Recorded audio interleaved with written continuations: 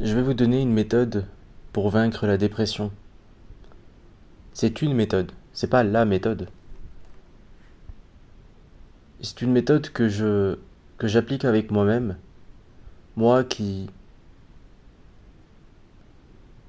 n'ai pas accompli grand-chose dans ma vie. Je dis pas ça de manière misérabiliste, je le dis parce que c'est mon auto-bilan. Enfin, je suis pas encore mort, hein, et j'ai pas encore 80 ans. Mais pour l'instant, alors que certains, à mon âge et même plus jeunes que moi, ont fait des choses, moi, j'ai fait des choses, mais je n'ai rien accompli d'important et de vraiment important. Rien en tout cas qui me vient à l'esprit. J'ai des manques dans ma vie. Là, je parle plus du fait d'accomplir, je parle de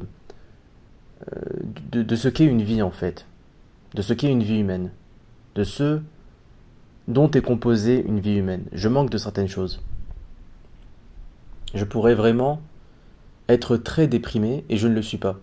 Je ne le suis pas grâce à ma méthode, je le suis parce que c'est-à-dire je ne le suis pas, je ne suis pas déprimé parce que j'ai un ego assez léger en fait. C'est pour ça. Mais c'est à double tranchant parce que c'est peut-être finalement mon ego assez léger qui a fait que j'ai eu moins de volonté dans ma vie. Donc c'est à double tranchant. Ou peut-être pas, peut-être que ça me sauve. Bon. Et j'ai une méthode qui fait que le simple sentiment de lassitude, le simple sentiment de dégoût face à sa propre vie, j'arrive à faire fuir ça en, en me disant en fait que je dois avoir, en fait c'est, on dit souvent il faut s'aimer, mais moi je dis il faut pas s'aimer, il faut se respecter. C'est-à-dire qu'en fait, j'ai fait une audio sur l'école où je dénonce les méfaits de l'école et c'est fou à quel point je déteste l'institution de l'école. Je déteste l'école. C'est-à-dire que allez écouter l'audio si vous voulez qui fait peut-être à peu près 40 minutes. Avec tout ce que je dis sur l'école, ben j'en ai pas assez dit. Et je crois que je n'en ai pas dit la moitié. Parce que je déteste l'école. Je ne déteste pas les profs, je ne déteste pas les directeurs d'école, mais l'école pour moi, c'est un organisme qui viole l'esprit des enfants.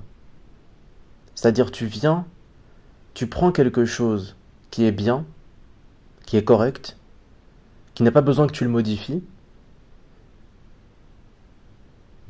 il est déjà bien, et tu le modifies. Et tu le modifies, et au final, il est encore pire qu'avant. Enfin, il devient mauvais en fait, tu le détournes de sa fonction. C'est comme si tu prenais un oiseau, tu le coupais les ailes, et que tu disais ah c'est mieux comme ça, voilà, c'est comme ça que ça doit rouler. Et c'est exactement ça que font les profs et voilà et tout le système scolaire et les parents qui se disent ah ben voilà il est allé à l'école il a eu une éducation alors qu'en fait tout le monde a été violé par l'école et en fait on vit dans une société d'abus en fait c'est-à-dire que tu vas euh, non en fait c'est comment ça commence on va abuser de toi et on va encore abuser de toi et on va encore abuser de toi encore et encore et encore et on va te dire c'est normal et malgré tout, l'humiliation, tu la vis. Malgré tout, le brisement, tu le vis. Et donc, tu perds ta dignité ainsi. Et comment est-ce que tu peux regagner ta dignité? C'est pas en affrontant tes démons, en affrontant ton passé et en surmontant en fait ton passé. Non. Tu vas regagner ta dignité du fait qu'on a abusé de toi en abusant des autres. Donc tu dois reproduire le cycle. C'est-à-dire, ah, tes parents t'ont obligé à aller à l'école, les profs ont abusé de toi, ont abusé de ton libre arbitre, C'est-à-dire, en fait, fais les devoirs, tu veux pas, mais t'es obligé. On te culpabilise parce que t'as pas fait tes devoirs, donc en fait, c'est la fin du monde si t'as pas fait les devoirs. Oh, comment as-tu osé ne pas faire tes devoirs de maths? Comment as-tu osé ne pas faire tes devoirs de français? Comment as-tu osé? Mais là, l'infamie. Et comment est-ce que tu peux te venger de cette humiliation, de cet abus, de ce viol? Eh bien, t'as bien travaillé à l'école. Tu as accepté tous ces sévices. Eh ben c'est super. Tu vas pouvoir faire des études supérieures, ou déjà pendant tes études supérieures, ce sera moins difficile que maintenant parce que tu seras adulte. Quand tu étais enfant, tu pouvais rien dire, maintenant tu es adulte, tu sais un peu mieux te défendre et on va moins t'attaquer parce qu'on sait que tu peux te défendre. Et après tes études supérieures, bah, tu pourras être une sorte de patron et tu pourras exercer ton pouvoir sur les employés. Bon, t'es pas obligé d'être aussi méchant qu'on l'a été avec toi, mais en tout cas, c'est fini. Maintenant, t'es le boss. Tu pourras avoir une femme. Tu pourras abuser d'elle aussi. Bon, t'es pas obligé de la frapper. Non, non, non, pas du tout. T'es pas obligé de... Enfin voilà, t'es pas obligé de la maltraiter. Mais voilà, en fait, pas seulement avec ta femme, avec tes amis aussi, avec tous tes proches, tu pourras faire la même chose. Tu pourras abuser d'eux. Et c'est comme ça que tu vas regagner ta dignité.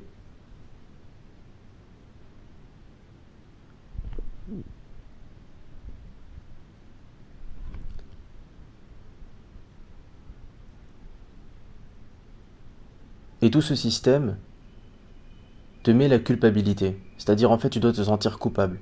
Tu dois te sentir coupable d'être toi.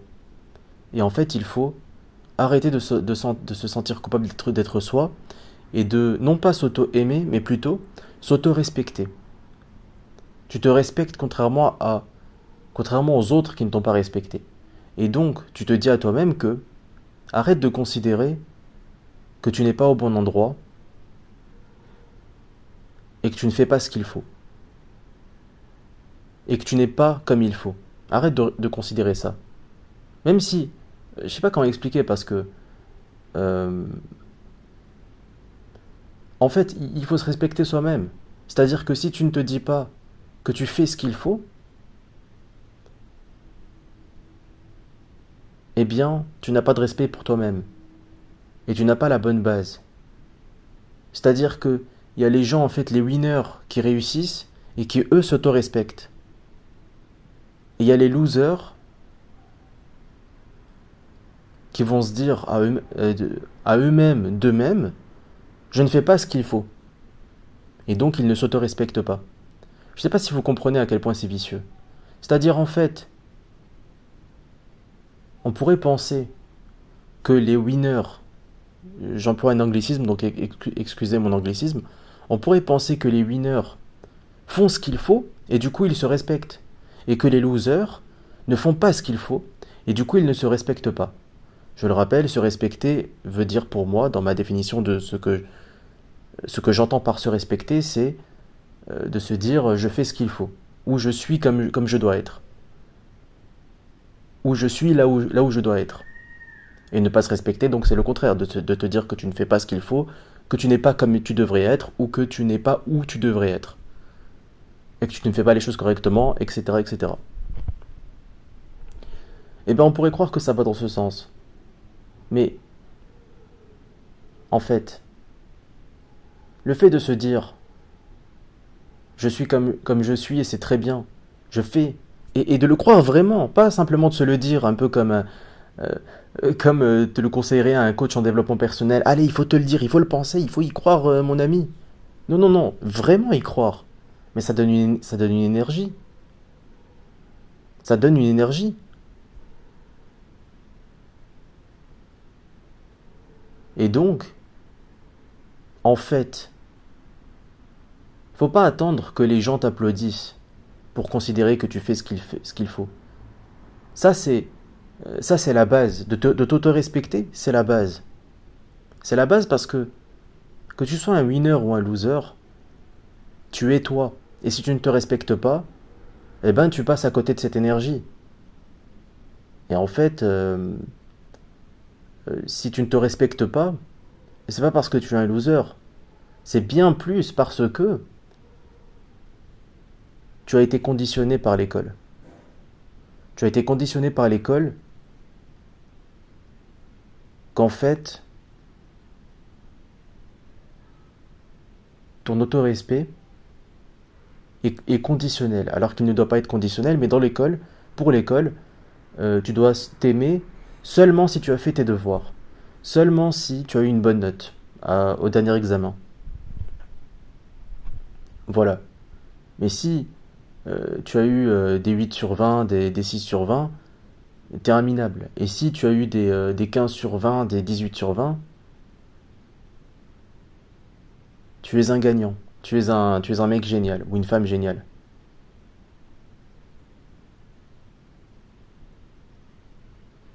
Alors qu'en fait, c'est illusoire.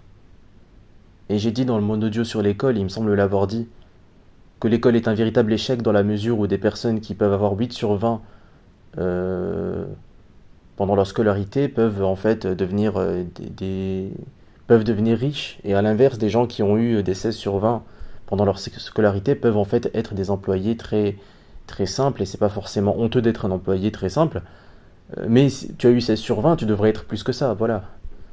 Mais ça marche aussi pour la réussite en elle-même, parce que combien de personnes euh, réussissent, et je vais pas dire combien de personnes réussissent, mais en fait au fond d'eux ils sont malheureux. Oui, peut-être, mais la réussite c'est la réussite. Combien de personnes réussissent, et finalement ils peuvent leur arriver un drame. Il y a eu un philosophe qui a dit, et ne me demandez pas le nom du philosophe, je m'en souviens plus. Je ne peux pas savoir si un homme est heureux tant qu'il n'est pas mort. Voulant dire que tant que ta vie n'est pas finie, tu peux pas dire si tu es heureux. Et c'est vrai parce que si à la fin de ta vie il t'arrive un drame,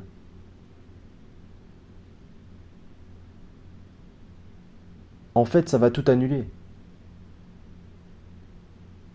Et ça marche un peu dans l'autre sens aussi. C'est que si tu as passé ta vie à être malheureux comme tout, mais que la fin, qu'il se passe un truc en fait de lumineux à la fin, ben ça remet tout en question en fait.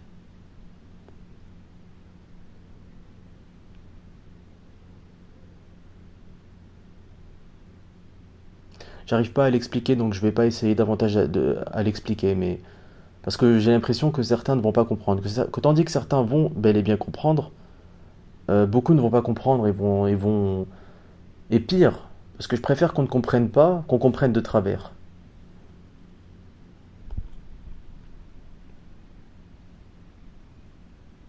Parce que si tu te dis, il faut que je me respecte moi-même parce que c'est une énergie euh, qu'il serait bête de ne pas s'approprier, bah ça c'est comprendre de travers, ça c'est tu penses comme un commercial. Enfin, j'ai rien contre les commerciales, mais t'as compris de travers. Là, tu as compris de travers, en fait, je te le dis. Parce qu'en fait,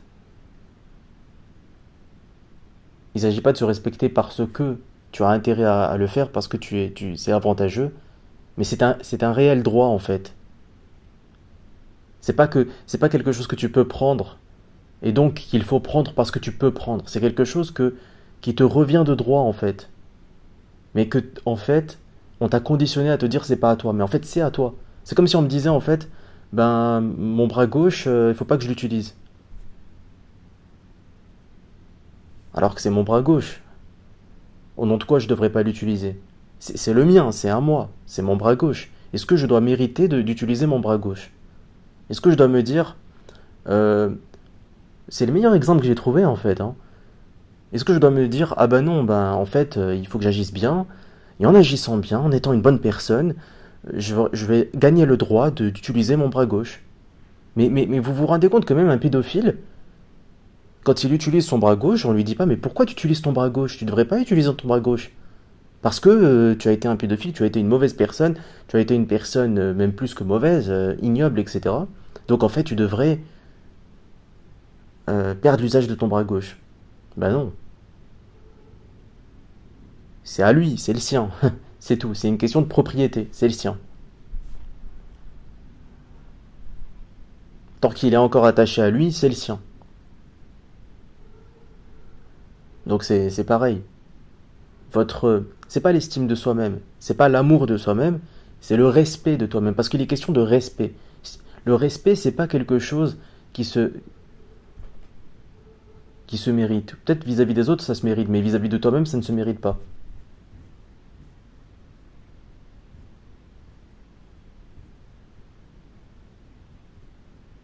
En fait, je dirais que le respect ne se mérite pas, mais peut se perdre. Ouais, on peut dire ça. Oui, parce que oui, bon, à la limite, d'accord, à la limite, t'aurais vraiment mal agi, ok. Et parce que t'as mal agi, pas parce que tu n'as pas fait. Si tu n'as pas fait tes devoirs, ben, c'est pas grave. Moi, j'aimerais passer un message à tous les élèves du monde entier. Arrêtez de faire vos devoirs. Moi, j'aimerais en fait revenir en arrière. Voilà, revenir à quand j'avais 8 ans, me parler à cet enfant de 8 ans et dire voilà, amuse-toi, tu vas avoir des heures de colle, tu vas avoir des punitions, tu vas avoir. Ne fais jamais tes devoirs. Fais tes devoirs et ensuite déchire la feuille. Et va en classe sans les faire. Comme ça, t'auras l'éducation de... Parce que c'est bien, hein, je veux dire, t'apprends à lire, à écrire, à compter, etc. C'est bien. Non, mais c'est pas le côté instructif de l'école que je critique. Je crois que vous avez compris. C'est le système de l'école, c'est comment c'est mis en place. Pourquoi est-ce qu'on ne fait pas en sorte d'intéresser les élèves? Mais ça, c'est la base, ça. Et le pire, parce au moins, un système qui viole les élèves par plaisir, mais je me dirais, ok, d'accord, c'est par plaisir. Ils ne s'en cachent pas. Mais ils pensent qu'ils font du bien, c'est ça le pire. C'est que l'école croit qu'ils font du bien. Si au moins quelqu'un abuse de toi mais qu'il a honte après, tu dirais bah oui mais il a abusé de moi mais il se sent mal, il a honte, il se sent mal de l'avoir fait. Mais si quelqu'un abuse de toi et il considère que tu dois lui dire merci, pour moi c'est là où tu as envie de le tuer. Et pour moi c'est en ça que l'école est destructrice, c'est que... Et c'est pour ça qu'elle perdure d'ailleurs. C'est parce qu'en fait elle prétend faire du bien alors qu'en fait elle fait du mal.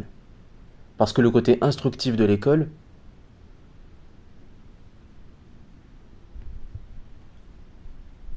bah ça c'est positif. Oui, bah du coup oui, d'accord. Donc d'accord, l'école n'est pas que mauvais. Non, c'est vrai. Mais l'école fait plus de mal que de bien parce que apprendre à lire, tu peux apprendre à lire. À 18 ans, c'est pas grave. Imaginons, t'as 18 ans, tu sais pas lire, bah c'est pas trop tard.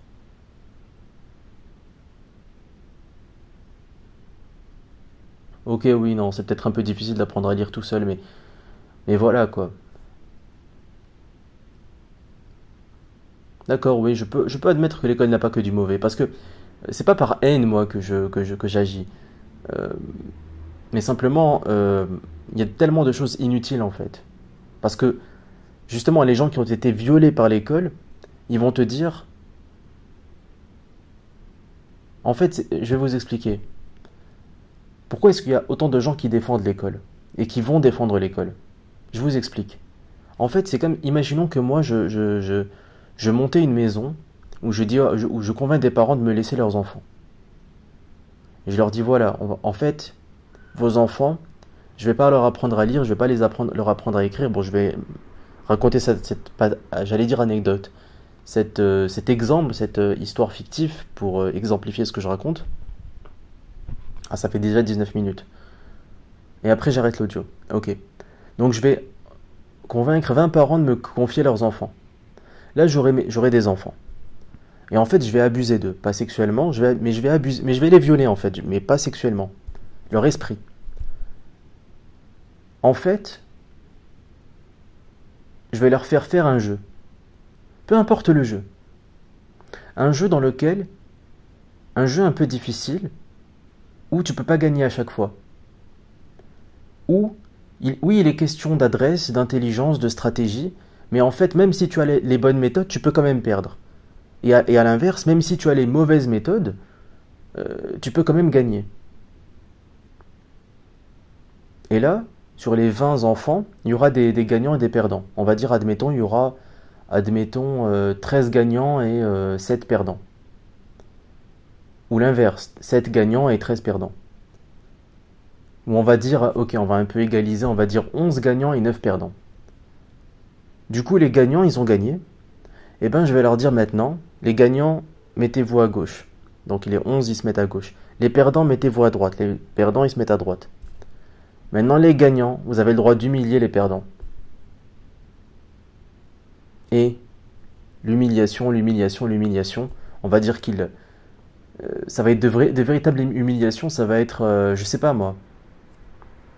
Déjà, tiens, dans les histoires de l'école, il y a la tradition du bonnet d'âne. Mais est-ce que tu te rends compte du traumatisme? Tu te permets de faire ça, tu te permets de dire à un enfant, tu es nul. T'as un bonnet d'âne, tu n'es qu'un animal. Et les gens, en fait, étaient censés en fait tourner au milieu des classes avec ton bonnet d'âne. Mais cette tradition, en fait, elle n'a pas totalement disparu. Elle a juste changé de forme. Les profs, en fait, ils ont toujours un malin plaisir à humilier les élèves.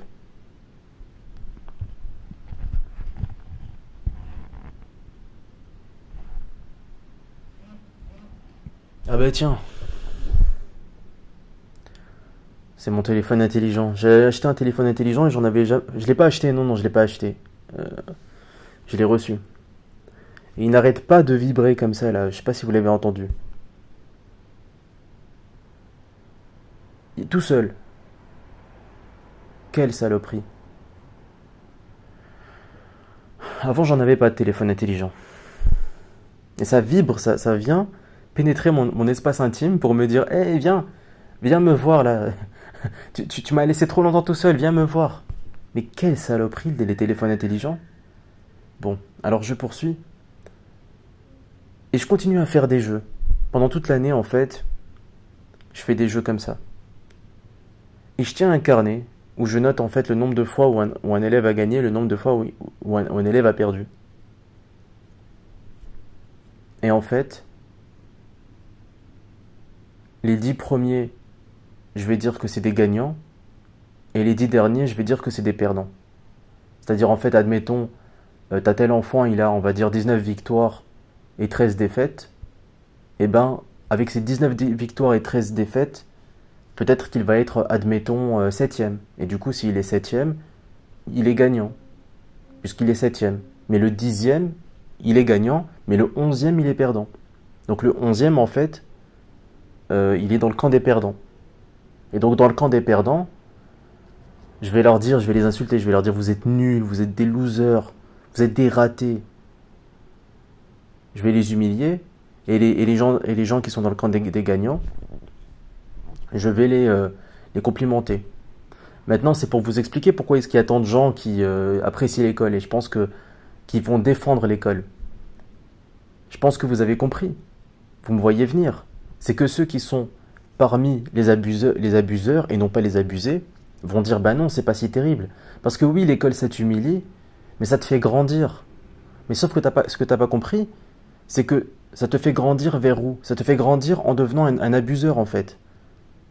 C'est-à-dire que ton évolution te porte à être un abuseur. Donc en fait, quand tu grandis, cette transformation que tu considères comme étant positive te pousse à te dire en fait, ben c'est positif l'école parce que maintenant je suis devenu un bon abuseur. Je peux abuser des autres. Et donc tu vas te mettre à abuser des autres. Et si, lorsque tu abuses de quelqu'un, il s'écroule, il chiale, il tombe, tu vas le traiter de faiblard. Tu vas dire c'est un faible. Tu vas le dire c'est juste un nul. Tu sers à rien. Et si par contre il se renforce, alors qu'il y a des choses qui sont brisées en lui, mais il se renforce comme toi, qu'il y a des choses qui est brisées en toi, et donc tu vas dire voilà, je lui ai rendu service. Alors qu'en fait, des choses se sont cassées en toi. Sauf que tu ne le sais pas.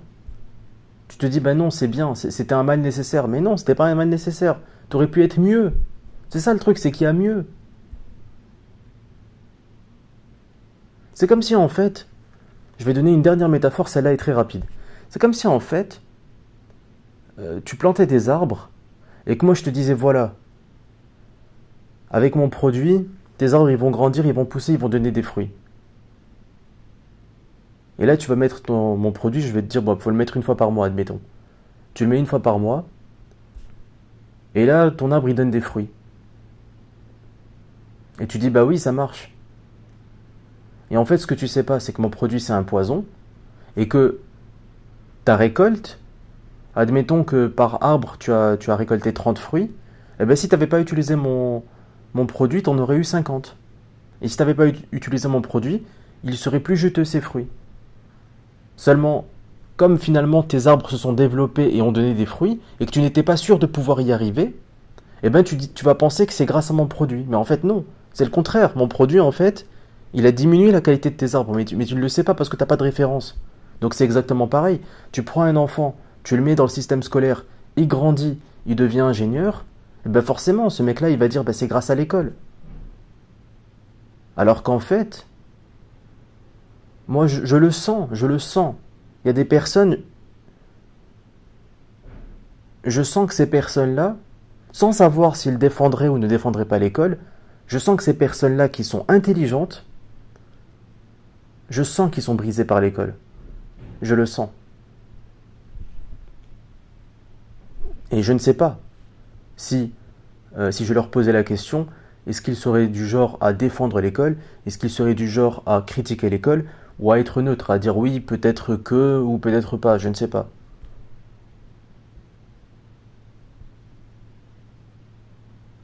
Ce qui pourrait être a priori la réaction la plus intelligente de prime abord, parce que de prime abord, t'es pas obligé d'avoir un avis, tu peux très bien dire, bah, j'ai pas d'avis. Moi, sur plein de sujets, j'ai pas d'avis. Sur l'avortement, par exemple, ben moi, je n'ai pas d'avis, hein. Je ne suis pas spécialement pour, et je ne suis pas spécialement contre. La peine de mort, pareil. Voilà. Donc en fait, ma solution contre la dépression, parce qu'initialement c'était ça le, le but de l'audio, bah du coup je ne sais pas comment je vais titrer cet audio. Euh,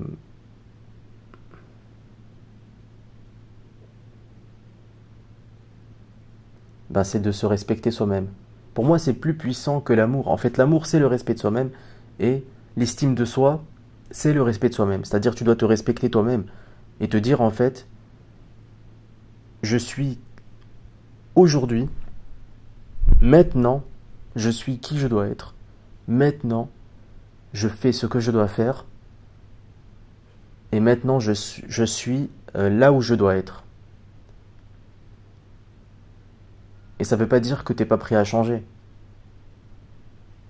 Ça veut simplement dire que tu n'as pas honte de toi. Voilà, c'est tout. Donc, merci de votre écoute et à une prochaine audio. Salut, ciao. Finalement, cette audio sera presque aussi longue que celle sur l'école. Et oui, je déteste l'institution de l'école, hein. Ça, vraiment, je déteste. J'ai une haine contre l'institution de l'école. Une haine. Pas contre les profs. Nuance, hein. Parce que c'est pas parce que t'es un prof que tu. Enfin voilà, bon.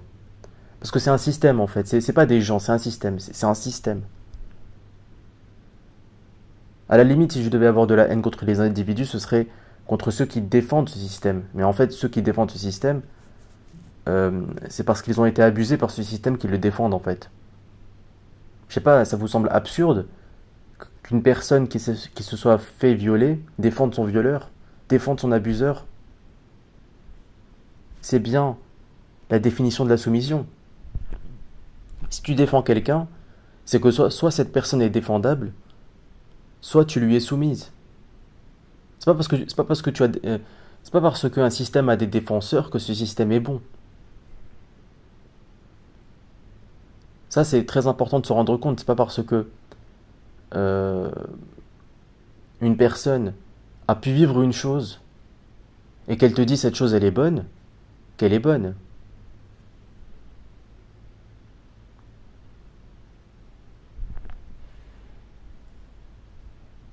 Ça déjà, faut le comprendre.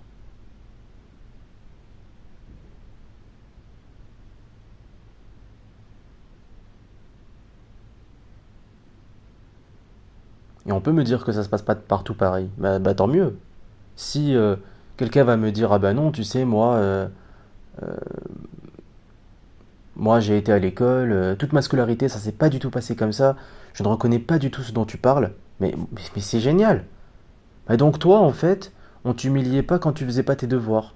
Mais c'est cool, c'est génial, mais qu'est-ce que tu veux que je te dise? Tu veux que je te dise quoi? Tu veux que je te dise, espèce de salaud? Tu es en train de me contredire, mais t'es pas vraiment en train de me contredire en fait. Si tu me dis que ça ne se passe pas partout comme ça, bah tant mieux. Voilà, bon, je vais vraiment m'arrêter. Allez, salut, ciao.